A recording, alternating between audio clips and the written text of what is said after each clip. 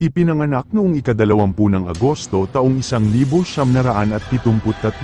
si Isao Michie ay isang Japanese Iaido master mula sa Kawanishi, Japan.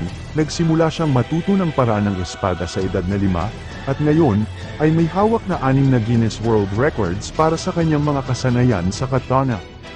Siya ay unang naging kilala sa buong mundo nang makakuha siya ng record para sa pinakamaraming nahiwa gamit ang espada sa isang tatami mat. Ang practice na ito ay tinatawag na sugiri, at nangangailangan ito ng perpektong pantay, napakabilis na paghiwa, upang hindi matumba ang tatami mat. Noong 2004, 7 beses na pinutol ni Isao ang isang standalone na banig bago ito nahulog sa lupa. Ang mala superhuman na ipinakita niyang extraordinary skill ay nalampasan niya makalipas ang 11 taon, nang magputol siya ng isang standalone na banig ng 8 beses nang hindi ito